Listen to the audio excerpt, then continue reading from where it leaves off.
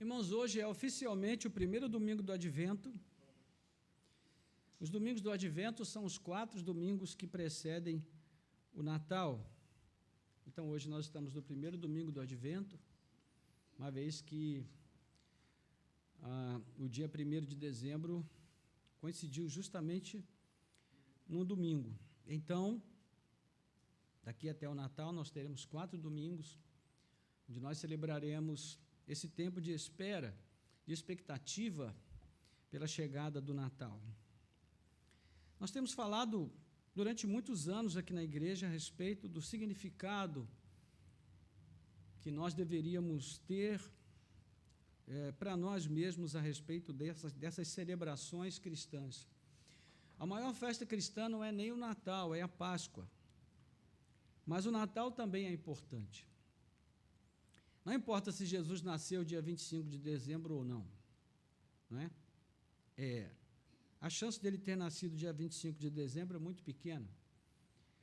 Provavelmente ele teria nascido lá pelos meses de março, início do ano, por ali, mas isso não faz diferença nenhuma. O que importa é que nós temos uma data para celebrar o aniversário do nascimento de Jesus.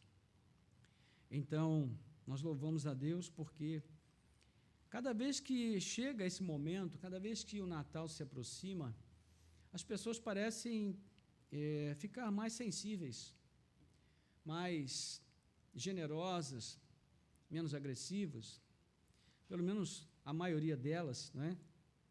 E isso é muito bom porque nós sentimos esse clima mais amistoso, onde as pessoas param um pouco com a loucura e a correria da vida para pensar sobre o significado da própria vida e do quanto ela é breve e do quanto nós devemos também voltar a nossa mente para o nosso Criador.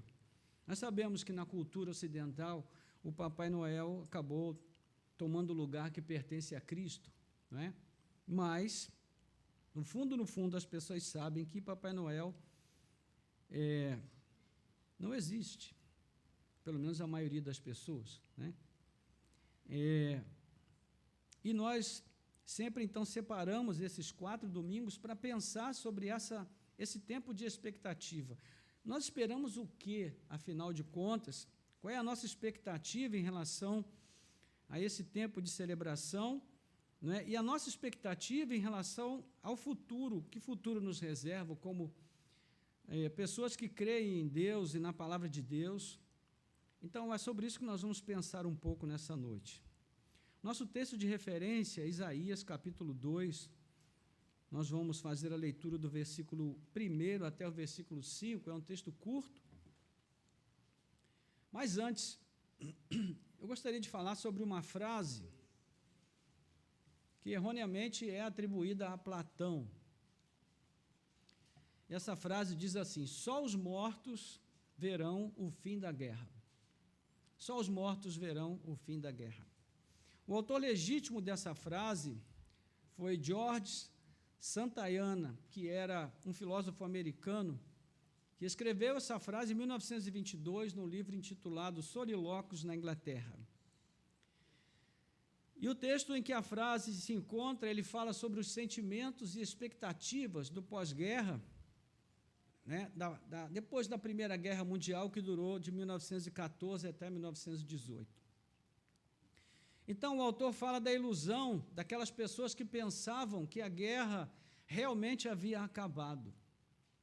Em outra porção da crônica que ele escreve, né, que ele escreveu, ele diz: esses pobres camaradas, os que sobreviveram à guerra, pensam que estão a salvo, pensam que a guerra, talvez última das guerras, acabou. E é nesse contexto que ele também diz: só para os mortos é que a guerra acaba, ou só os mortos verão o fim da guerra. Então, a interpretação dessa frase, o significado dessa frase dentro do contexto em que ela foi escrita, parece apontar para a descrença do autor de que realmente aquela tivesse sido a última guerra. E ele entendia que os sobreviventes da Primeira Grande Guerra, ou os seus descendentes, ainda veriam muitas e muitas guerras. E, de fato, Se essa foi a intenção do autor, ele acertou em cheio.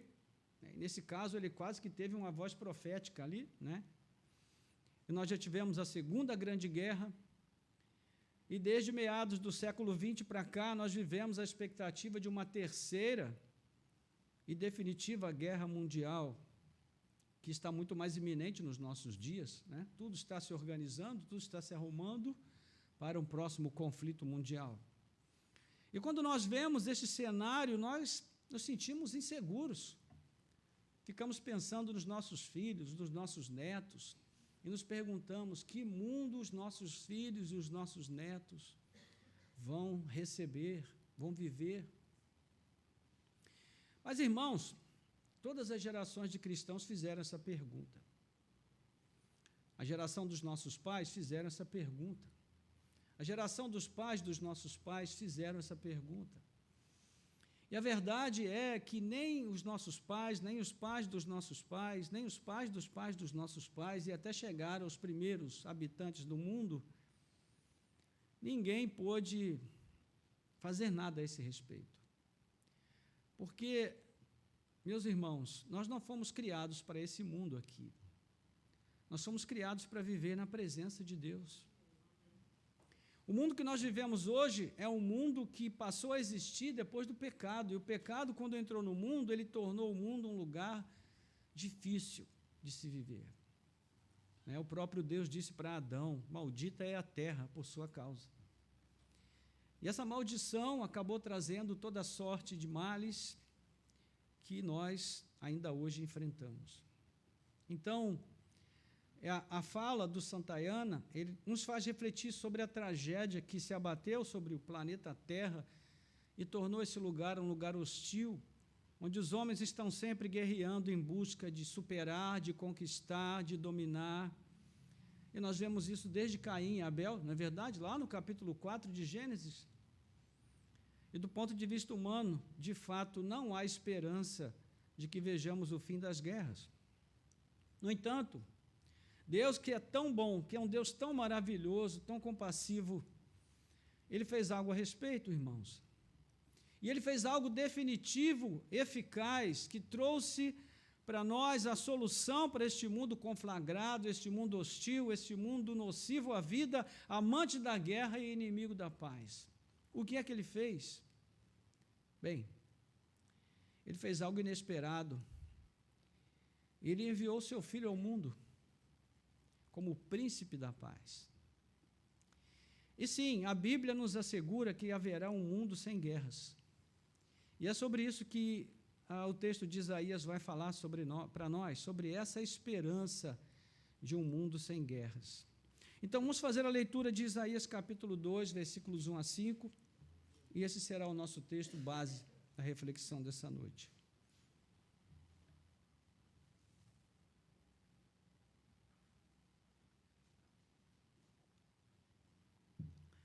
Diz assim: palavra que em visão veio a Isaías, filho de Amós, a respeito de Judá e Jerusalém. Nos últimos dias, o monte do templo do Senhor será estabelecido no alto dos montes e se elevará sobre as colinas, e para ele afluirão todas as nações. Muitos povos virão e dirão: venham, subamos ao monte do Senhor e ao templo do Deus de Jacó, para que nos ensine os seus caminhos e andemos nas suas veredas. Porque de Sião sairá a lei e a palavra do Senhor de Jerusalém. Ele julgará entre as nações e corrigirá muitos povos. Estes transformarão as suas espadas em lâminas de arados e as suas lanças em foices. Nação não levantará espada contra a nação, nem aprenderão mais a guerra. Venham, ó casa de Jacó, e andemos na luz do Senhor. Oremos. Nosso Deus e Pai, graças te damos pela tua palavra, que é viva, poderosa, eficaz, e pode, ó Deus, trazer à luz as inquietações, angústias, ansiedades que estão mais arraigadas lá no fundo da nossa alma, para que sejam tratadas por ti. Então, Senhor, trata conosco nessa noite através da Tua palavra. Traz paz, ó Deus, ao tumulto dos nossos corações, às nossas mentes, que o Senhor nessa noite possa promover, ó Deus, uma bênção de descanso para a nossa alma, diante da Tua presença. Nós oramos assim, entregando agora as nossas vidas a Ti, consagrando os nossos ouvidos e a nossa atenção à Tua palavra. Nós oramos em nome de Jesus. Amém. Glória a Deus. Muito bem, irmãos. Essa pequena porção que acabamos de ler, ela se encontra dentro de uma porção maior. Na verdade, ela começa no capítulo 2, versículo 1, e ela vai até o capítulo 4, versículo 6. E se assemelha bastante com o texto de Miqueias, né? Se você quiser abrir, você pode abrir, mas se não, apenas ouça. O texto de Miqueias, capítulo 4, de 1 a 3, ele diz: nos últimos dias, o monte do templo do Senhor será restabelecido nos altos dos montes, e se levará sobre as colinas, e para ele afluirão os povos. Muitas nações virão e dirão: venham, subamos ao monte do Senhor e ao templo do Deus de Jacó, para que nos ensine os seus caminhos e andemos nas suas veredas, porque de Sião sairá a lei e a palavra do Senhor de Jerusalém. Ele julgará entre muitos povos e corrigirá nações poderosas e distantes. Estas transformarão as suas espadas em lâminas de arados e as suas lanças em foices. Nação não levantará espada contra a nação, nem aprenderão mais a guerra. Quase que exatamente o mesmo texto, não é? Bem, é possível que Oséias tenha citado Isaías, uma vez que eles foram contemporâneos, profetizaram na mesma ocasião, ou é possível que ambos tenham usado a mesma fonte escrita de um poema antigo, mas não há como ter certeza. O que importa é que esse texto é importante, porque ele foi citado 2 vezes nos profetas. Isso mostra que há um peso sobre esse texto. E se tomarmos ainda o contexto anterior, do verso 21 do capítulo 1 até o verso 31, e se nós adicionarmos a esta sessão que nós estamos examinando aqui, nós vamos observar que este poema de Isaías, ele se encontra no meio de uma sessão de oráculos de advertência e promessa de restauração. Então, Jerusalém, que é o Monte Sião, está no centro de tudo aqui. Aliás, o tema do Monte do Senhor é um dos temas mais citados por Isaías e está relacionado aos acontecimentos dos últimos dias. Você vai encontrar, por exemplo, em Isaías, no capítulo 11, versículo 9, capítulo 27, versículo 13, 56, verso 7, 57, 13, e daí por diante. Então, em todas estas ocorrências aqui, há um chamado, tanto a judeus como gentios, para virem ao monte do Senhor, onde encontrarão a paz. Meus irmãos, a paz que nós tanto buscamos nesta vida, por meio da realização profissional, por meio do acúmulo de bens, por meio de afetos, de amores, nós só vamos encontrar essa paz em Deus. Deus é o único que pode trazer essa paz para nós. Aquela mulher samaritana que estava à beira do poço de Jacó, Jesus disse para ela, o diálogo de Jesus com ela é sensacional. Jesus disse para ela: vai chamar o seu marido, e ela disse: eu não tenho marido, e Jesus disse: você disse bem, porque você já teve 5, e o que você tem agora não é seu. E aí, Jesus pediu água para ela, e ela disse: como você, sendo judeu, pede água para mim, sendo uma samaritana, porque os judeus não se davam com os samaritanos? E então Jesus disse para ela: olha, se você tirar água desse poço e levar para sua casa e beber, amanhã você vai ter que voltar aqui e pegar água de novo. Mas se você beber da água que eu te der, nunca mais você terá sede. Jesus estava falando da água? Não. Jesus estava falando do significado que aquela mulher queria dar à vida dela através de vários relacionamentos que ela procurou, mas ela não encontrou felicidade em nenhum deles. Não encontrou sentido para a sua vida em nenhum daqueles relacionamentos, porque relacionamentos humanos não podem trazer contentamento e satisfação para nós. Então, ame o seu cônjuge, dedique-se a ele da melhor forma que você puder, dê a ele o amor mais dedicado e mais sincero que você puder oferecer e peça a Deus que Deus coloque no coração dele ou dela o mesmo propósito em relação a você, mas nunca espere que o seu cônjuge possa satisfazer todas as necessidades do seu coração, porque ele não pode. Só Deus pode. Só Deus é grande o suficiente para preencher as necessidades do nosso coração. Então, irmãos, Deus, né, e para nós cristãos, o próprio Cristo, são o lugar da nossa paz. É nele que nós encontramos paz, é nele que nós encontramos alegria, sentido, realização, satisfação e contentamento. Então, nas palavras de J. Alec Motyer, esse poema, ele introduz o tema da visão de Jerusalém como um centro mundial de peregrinação, de revelação e de paz. E o texto mostra poeticamente a condição de Israel como nação eleita, a partir da promessa que foi feita a Abraão, lá no capítulo 12 de Gênesis, e que o Senhor vai ratificar no capítulo 22, versículo 18, quando o Senhor diz: de ti eu farei uma grande família, uma grande nação. Uma nação escolhida, que seria o meio da bênção de Deus para todos os povos. Então, nós vamos ter aí, já no versículo 1, na introdução, Isaías diz: palavra que em visão veio a Isaías, filho de Amós, a respeito de Judá e Jerusalém. Isaías informa que as palavras que ele vai dizer agora não são palavras dele, não são palavras da invenção dele, da mente dele, mas são palavras que ele recebeu de Deus para entregar. Então, o termo visão aqui, no original, ele tem o sentido de uma percepção por revelação divina. Né? Isso pode significar pelo menos duas coisas. Primeiro, que a visão de Isaías, na qual Deus falou ao profeta, Deus disse o que ele deveria anunciar. E o segundo significado seria que uma visão de eventos futuros que ele recebeu, ele traduziu em palavras. Não é? De qualquer modo, ele quer deixar claro que ele não fala de si mesmo, mas ele fala sob a inspiração divina. Não é? E o foco da visão ou da mensagem está sobre Judá e Jerusalém sucessivamente, o reino do sul e a sua capital.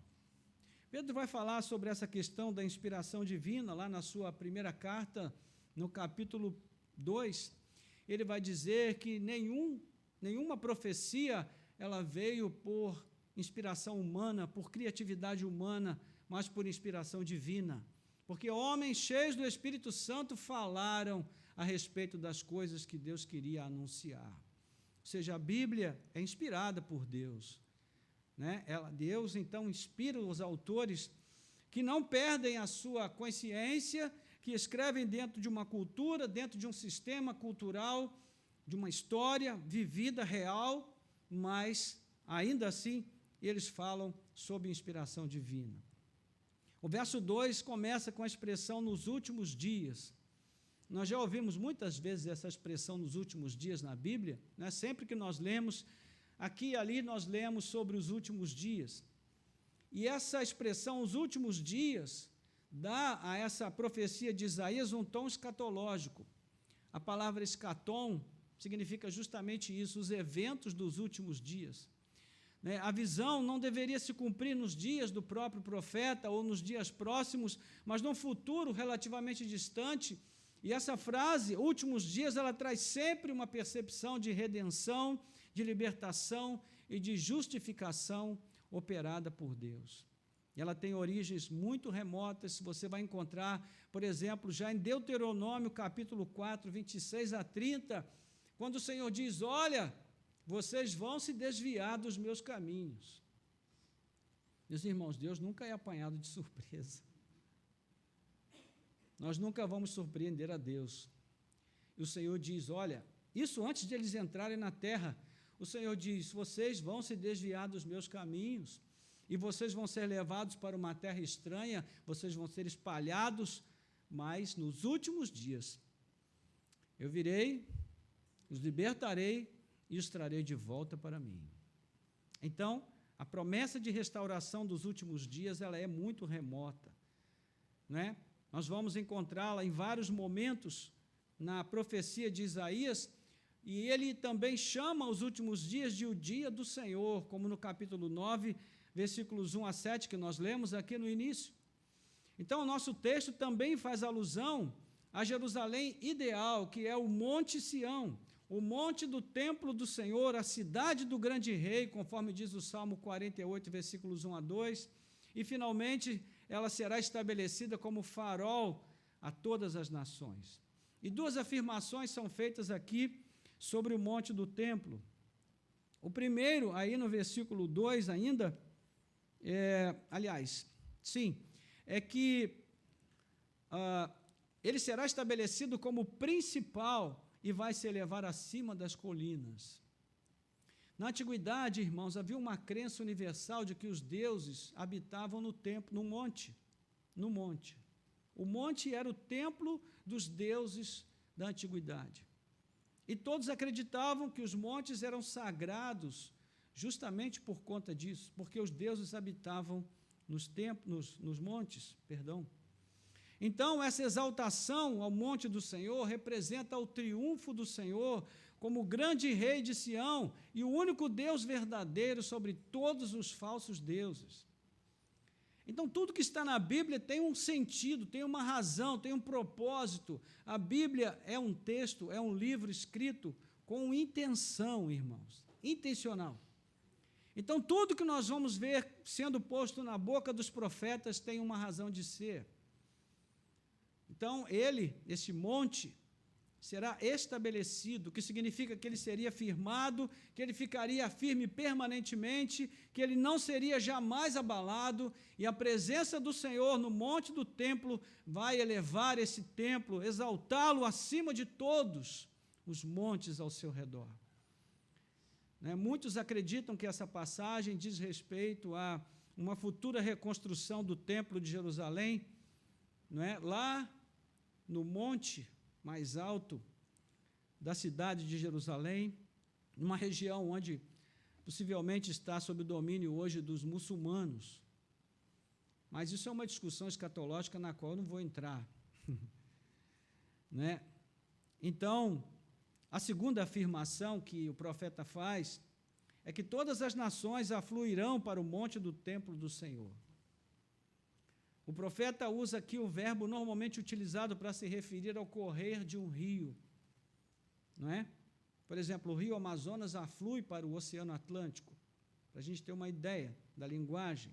Só que no caso do poema, ele faz uma inversão, porque ele mostra um rio como se fosse um rio correndo para o alto, e não para baixo, como seria natural, No sentido literal, isso exigiria uma força gravitacional invertida. E é claro que existe aqui uma metáfora, para falar do quê? Primeiro, do grande número de pessoas que iria subir para o templo do Senhor, como as águas de um rio caudaloso estão fluindo, e vão se dirigir essas pessoas ao monte do templo do Senhor com propósitos. Essas pessoas estão sendo atraídas por uma força extraordinária. E que força é essa? Nós vamos ver na sequência do texto, versículo 3, muitos povos virão e dirão, venham, subamos ao monte do Senhor e ao templo do Deus de Jacó, para que nos ensine os seus caminhos e andemos nas suas veredas, porque de Sião sairá a lei e a palavra do Senhor de Jerusalém. Então, o verso 3 mostra que essa atração ao monte do templo do Senhor, ela vai se espalhar como um contágio. Muitos virão e convidarão a outros para virem, e esses convidarão a outros, e assim sucessivamente. Observe que os povos das nações se dirigem ao monte do Senhor voluntariamente. Eles reconhecem o Deus de Jacó como o único Deus verdadeiro. Mas o que é que está atraindo esses povos? O texto mostra duas coisas, duas forças que estão atraindo os povos para o monte. Primeiro, o texto diz que de Sião sairá a palavra que vai ensinar o caminho que os povos devem seguir. Veja que a linguagem mostra uma predisposição a seguir o caminho da palavra que o Senhor indicar. A ideia de um mundo perdido é do reconhecimento de muitos povos que eles têm a necessidade de um senso de direção que conduza à segurança do abrigo de Deus. Não é isso, irmãos, que acontece conosco? Não é esse mundo que nós vivemos?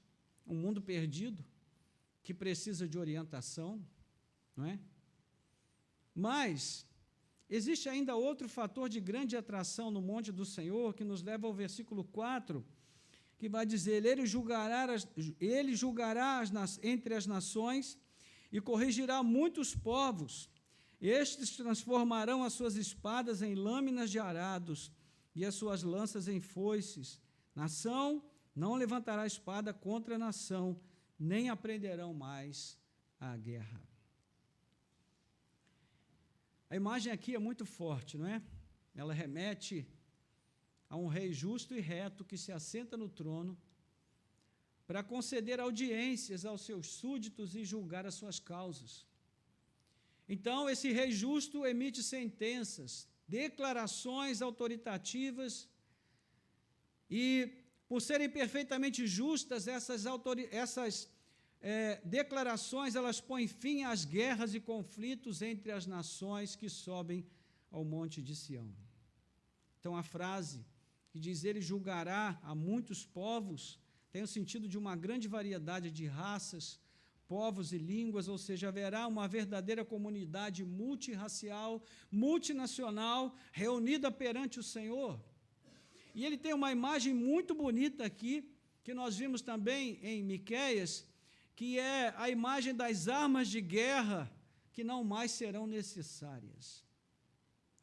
É interessante que, quando os Estados Unidos entrou na guerra,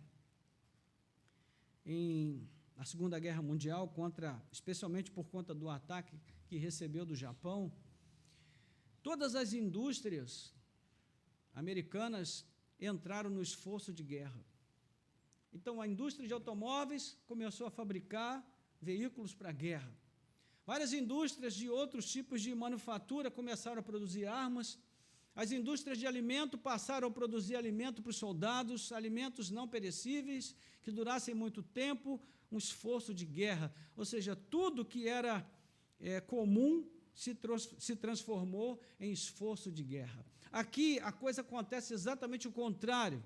As armas de guerra são transformadas em arados, são transformados em relhas, em instrumentos agrícolas para trabalhar a terra e produzir alimentos. Que imagem bonita, não é, irmãos? E parece uma utopia, não parece? Será que um dia a gente vai alcançar o cumprimento dessas palavras, literalmente? Então, o texto diz que não haverá mais conflitos e a paz finalmente reinará. E aí então se verá o fim das guerras. Até aqui o profeta vem falando da afluência dos gentios ao Monte Sião, mas no verso final dessa pequena porção, ele se dirige a Israel nacional, num chamado ao arrependimento e à união a todos os povos, e todos serão um só rebanho, e todos terão um só pastor. Versículo 5: venham, ó casa de Jacó, e andemos na luz do Senhor. Esse é um texto de conclusão que Isaías traz, mostrando que todos os povos acorrerão para o templo do Senhor, porque todos eles precisam de luz, precisam de iluminação. Irmãos, nós vivemos num mundo escuro, num mundo tenebroso. Não estou fazendo menção aqui ao livro lá do Frank Perry, né? Final da década de 80, início dos anos 90, por ali, que fez muito sucesso, mas estou falando de um mundo realmente tenebroso, que é o mundo que a gente vive no dia a dia. As notícias que nos chegam, as atrocidades que se cometem nesse mundo, nos mostram que esse mundo realmente é um mundo tenebroso. E é o mesmo mundo em que Israel vivia quando Isaías profetizou essas palavras. Se você olhar no capítulo 1 do texto aqui do profeta, o Senhor vai dizer para o seu próprio povo: olha, gente, para com esse negócio de trazer sacrifício para mim, eu não suporto mais a hipocrisia de vocês. Antes de vocês virem trazer sacrifício no altar, convertam-se, mudem os seus corações, mudem suas vidas, mostrem verdadeiro arrependimento e depois sim vocês venham trazer o sacrifício, porque eu estou farto disso. Imagine como doeu no coração do povo receber essas palavras duras do profeta: chega de sacrifícios. E, meus irmãos, na verdade, essa tem sido a história da religião ao longo dos séculos neste mundo. A religião tem se mostrado cada vez mais um esforço de demagogia, de hipocrisia, de fingimento. E todos nós, dia a dia, precisamos ser confrontados com a palavra de Deus para que nós examinemos o nosso próprio coração. Aqui não é uma questão de você examinar o coração do outro, mas de você examinar o teu próprio coração. No capítulo 6 de Lucas, Jesus diz assim: por que você quer tirar o cisco da trave do olho do seu irmão quando você tem uma trave no seu olho? Eu trabalhei com marcenaria há 25 anos e sei bem o que é um cisco no olho. É uma coisa terrível. E ainda mais se for um pedacinho de madeira pequenininho que arranha tudo, faz um estrago na vista. Aí Jesus não está falando aqui nem de tirar o cisco, ele está falando de tirar a prancha de madeira. É claro que ele usa uma ideia exagerada, de algo exagerado para mostrar o quanto nós, muitas vezes, deveríamos, ao invés de julgar o outro, julgar a nós mesmos. Não é? No capítulo 11, que nós citamos aqui, que tem as palavras da ceia, a partir do versículo 23, lá no finalzinho o apóstolo Paulo vai dizer: se nós nos julgássemos a nós mesmos, não seríamos julgados. Então, nós precisamos ter essa preocupação diária. Irmãos, aqui não é uma questão de condenação, de uma santidade que nós não podemos alcançar, mas fingimos alcançar. Não é isso. É um coração sincero. O que Deus pede de nós é somente um coração sincero.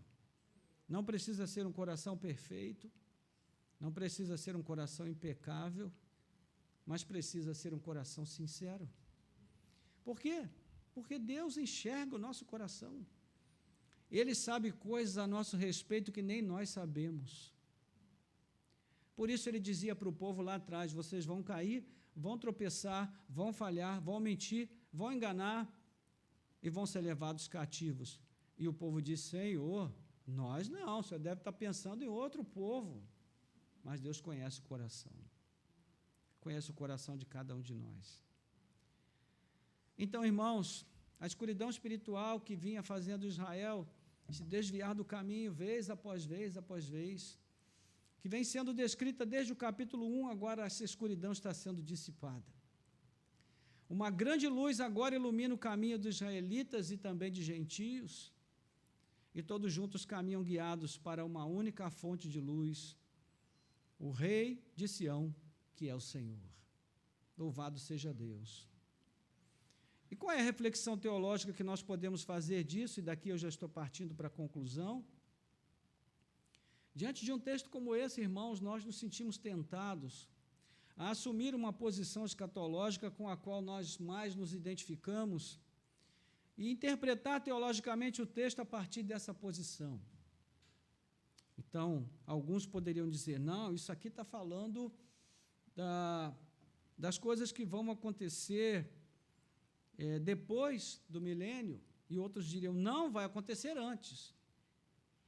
E outros ainda diriam: não, vai acontecer durante. E alguns até diriam: já está acontecendo. Quem tem razão? Mas eu devo resistir a essa tentação, irmão, porque eu quero pisar com muito cuidado nesse terreno para poder tirar dele aquilo que realmente nós precisamos para essa noite, sem entrar em questões polêmicas. Não é um fato do qual ninguém pode escapar. é que esta profecia ainda não se cumpriu plenamente. Independentemente da posição escatológica que você tenha ou prefira.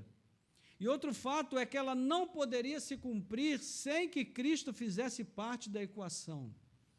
Porque Jesus, como Paulo diz, é o amém de Deus para tudo que foi dito pelos profetas. Tudo. Não há nada que tenha sido dito na lei e nos profetas que não tenha a ver com Cristo. Se você fizer a leitura atenta de Lucas 24, você vai ver ali 2 discípulos caminhando de volta para Emaús, porque ficaram decepcionados com o que esperavam de Jesus. Então Jesus chega e começa a conversar com eles, mas não se dá a conhecer imediatamente, e eles também não conseguem vê-lo porque eles estão cegos pela frustração. A frustração cega a gente, né? Não deixa a gente enxergar tanta coisa boa que Deus tem feito na vida da gente, e a gente começa a reclamar só por aquela questão básica que não funcionou, que não deu certo.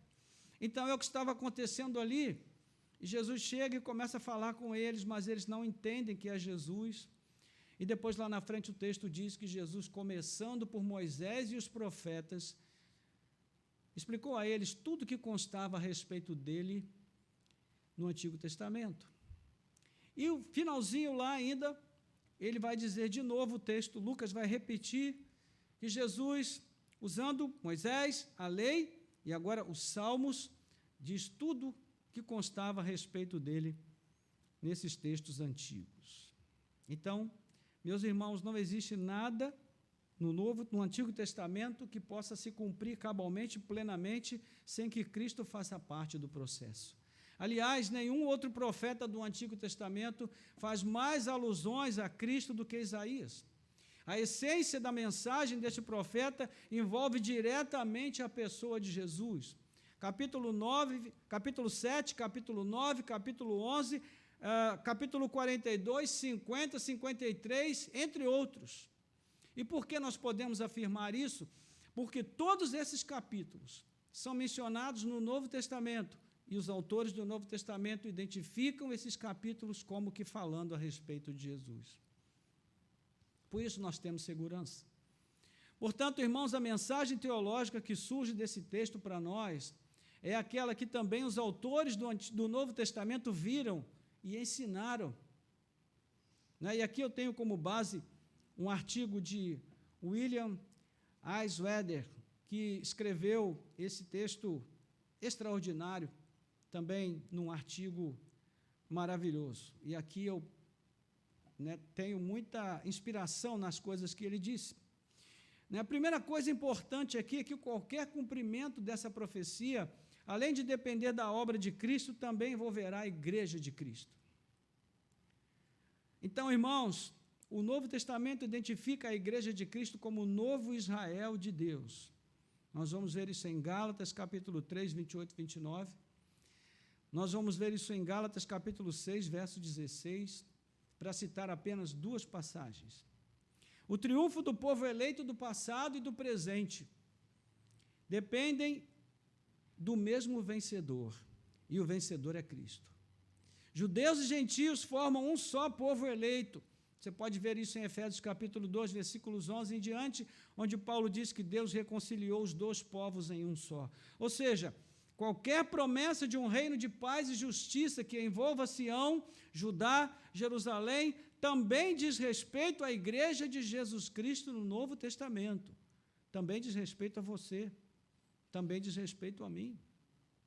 Amém, irmãos? Amém. Então, veja, como um texto escrito aproximadamente 3.000 anos atrás, ainda influencia as nossas vidas. Ainda tem a ver conosco. Ou seja, nós fazemos parte do Israel de Deus. Você, independente da sua raça, independente do que esteja escrito na sua certidão de nascimento, Paulo diz que você também é filho de Abraão. Porque os filhos de Abraão não são aqueles da descendência consanguínea apenas, mas também aqueles da descendência espiritual em Cristo Jesus. O Salmo 110 que trata de um tempo de acontecimentos semelhantes aos dos últimos dias aqui do nosso texto, vai ser mencionado em Atos dos Apóstolos como se referindo a Cristo e à igreja. Atos 2, 34 e 35, Hebreus capítulo 1, versículo 13. O salmo em questão faz uma previsão de que Cristo permaneceria assentado à destra de Deus até que todos os inimigos tivessem sido postos como estrado dos seus pés. Isso indica que o tempo de triunfo vai ocorrer antes da volta de Cristo. Paulo vai falar sobre isso também em 1 Coríntios 15, 20 a 28.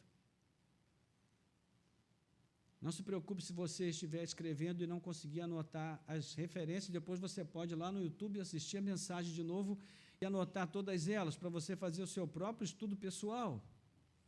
E terceiro, irmãos, Sião é descrita no Novo Testamento como uma referência à igreja de Cristo. Hebreus capítulo 12, versículo 22. O autor aos Hebreus diz que nós não chegamos ao monte que traz terror, pavor, pânico, mas chegamos ao monte de Sião, a igreja dos eleitos de Deus, a nova assembleia do povo de Deus que se reúne em Cristo Jesus. Então lembremos que os povos foram atraídos ao monte do Senhor pela palavra de Deus que mostraria o caminho a eles, que é um tema exaustivo, tratado no Novo Testamento, se referindo a Cristo como o verbo vivo, o caminho, a luz do mundo, não é? Então, o verso 5 de Isaías, em especial, faz menção a isso, não é? Convidando a casa de Jacó para andar na luz do Senhor. No capítulo 8 do Evangelho de João, Jesus diz: eu sou a luz do mundo, aquele que anda comigo, aquele que crê em mim, não andará em trevas. Então, Cristo é pré-anunciado em Isaías no capítulo 9, como nós vimos, como o príncipe da paz. O próprio Cristo refere-se a si mesmo como aquele que traz a paz. Capítulo 14, 27 de João: deixo-vos a paz, a minha paz vos dou. Não dou a paz a vocês como o mundo a dá. Não se turbe o vosso coração, nem se atemorizem. É a promessa de Jesus. E por fim, irmãos, os últimos dias são descritos no Novo Testamento como se referindo aos dias de Cristo e do estabelecimento da igreja. Então, Hebreus capítulo 1, versículos 1 a 2, Atos 2, 16, 17, 1 Timóteo 3, 1, Tiago 5, 7, 1 João 2, 17, 2 Pedro 3, 3 a 4. O que todas essas passagens têm em comum é que todas elas mostram que os últimos dias dizem respeito ao período entre a primeira e a segunda vinda de Cristo ao mundo. Ou seja, nós estamos vivendo os últimos dias. Conclusão, irmãos, quando nós conectamos todas essas referências, nós podemos concluir que a promessa de Isaías diz respeito também a nós. Então, sim, haverá um tempo em que as guerras cessarão. A Bíblia promete categoricamente que Cristo estabelecerá um reino e que haverá novos céus e nova terra em que habita a justiça. Quando isso acontecerá, vai ser literal ou espiritual? Será que já aconteceu ou está acontecendo? Meus irmãos, isso não faz diferença nenhuma nesse momento. O que realmente importa é que nós podemos ter a certeza de que a expectativa pela chegada do Natal, da celebração do primeiro advento do Messias Jesus, da sua primeira vinda ao mundo, é a expectativa por um memorial à esperança. A esperança. Primeiro, a esperança de um tempo no qual a paz e a justiça reinarão.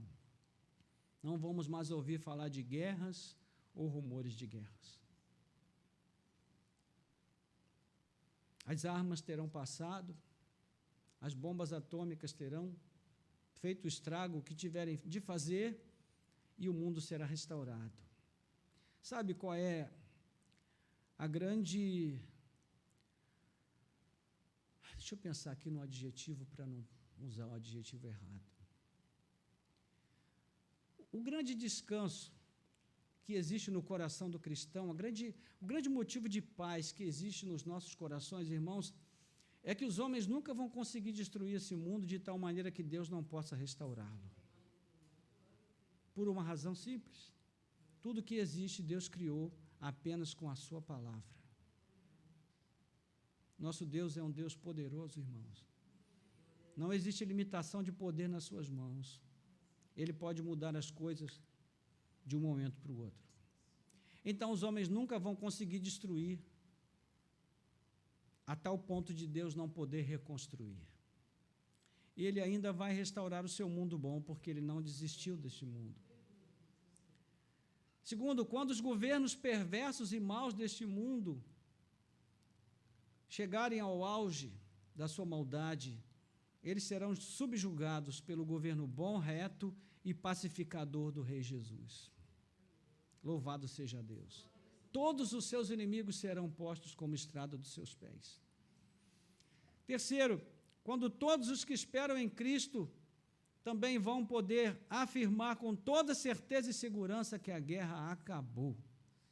Agora reina a paz, segurança, alegria na presença do Rei glorioso, o Rei Messias, que é o grande Rei das nossas vidas.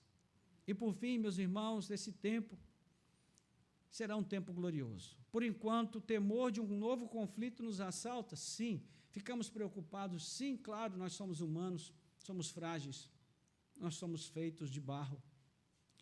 Mas creia, tudo está nas mãos de Deus. Tudo está nas mãos de Deus. Essas armas poderosas que os homens tanto temem, para Deus, meus irmãos, isso é menos que um cisco. Menos que um cisco. Nós vivemos num planetinha pequenininho, dentro de um sistema extraordinariamente grande, enorme, onde nós temos um astro, né, que brilha, ilumina, traz energia, né, para a nossa subsistência neste mundo, onde nós temos um outro astro menor que ilumina as nossas noites. E toda essa grandeza de todo esse sistema, tudo isso, meus irmãos, foi criado por Deus, apenas pela sua palavra. Então, imagine o tamanho de cada um de nós, das nossas guerras, das nossas armas poderosas.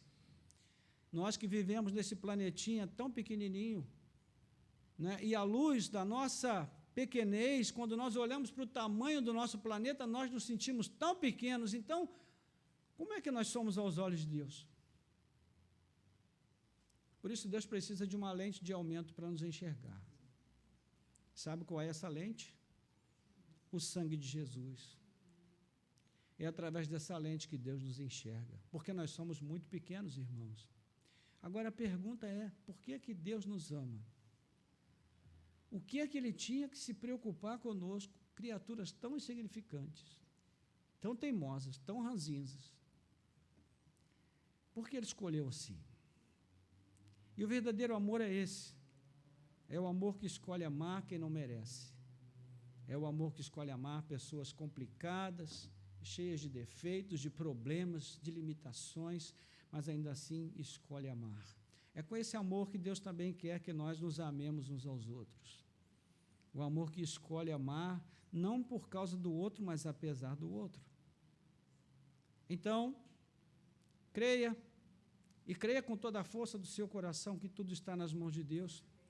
E resta um futuro glorioso para a Igreja de Jesus, irmãos.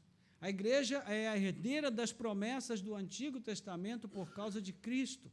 E, no fim, a Igreja triunfará com Cristo Jesus. Bendito seja o nome do Senhor. Amém? Vamos orar, curve a sua cabeça.